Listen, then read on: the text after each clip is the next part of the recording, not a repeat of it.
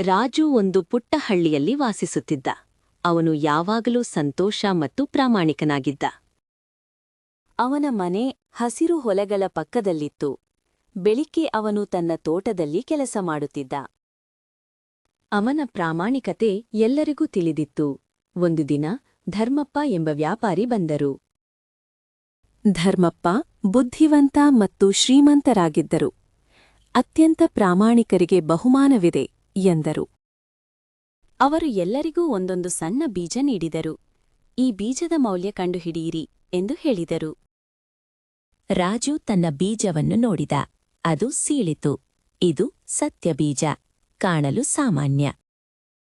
ಅವನು ಅದನ್ನು ಮಾರಲು ಪ್ರಯತ್ನಿಸಿದ. ಇದು ಒಡೆದಿದೆ, ಬೆಲೆಯಿಲ್ಲ ಎಂದು ಪ್ರಾಮಾಣಿಕವಾಗಿ ಹೇಳಿದ.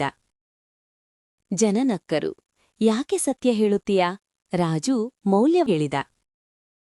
ಜನ ನಕ್ಕರು. ಯಾಕೆ ಸತ್ಯ ಹೇಳುತ್ತೀಯಾ? ರಾಜು ಮೌಲ್ಯವನ್ನ ಹೆಚ್ಚಿಸಲು ಸುಳ್ಳು ಹೇಳಬಹುದಿತ್ತು.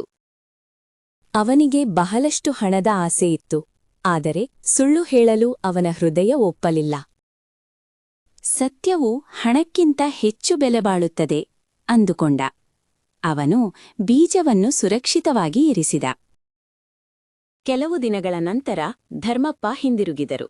ಅವರು ಎಲ್ಲರನ್ನೂ ಕರೆದು ಪ್ರಶ್ನಿಸಲು ಪ್ರಾರಂಭಿಸಿದರು. ಇತರರು ಅದನ್ನು ಎಸೆದಿದ್ದರು ಅಥವಾ ಕಳೆದುಕೊಂಡಿದ್ದರು. ನಿನ್ನ ಬೀಜ ಎಲ್ಲಿದೆ ರಾಜು ಎಂದು ಕೇಳಿದರು. ರಾಜು ಸತ್ಯ ಬೀಜವನ್ನು ಹಿಂದಿರುಗಿಸಿದ. ನಾನು ಸುಳ್ಳು ಹೇಳಲು ಸಾಧ್ಯವಾಗಲಿಲ್ಲ ಎಂದ. ಧರ್ಮಪ್ಪ ನಕ್ಕರು. ಇದು ಪರೀಕ್ಷೆಯಾಗಿತ್ತು. ಬೀಜವು ಪ್ರಾಮಾಣಿಕತೆಯ ಪರೀಕ್ಷೆಯಾಗಿತ್ತು. ಧರ್ಮಪ್ಪ ನಕ್ಕರು. ಇದು ಪರೀಕ್ಷೆಯಾಗಿತ್ತು. ಬೀಜವು ಪ್ರಾಮಾಣಿಕತೆಯ ಪರೀಕ್ಷೆಯಾಗಿತ್ತು.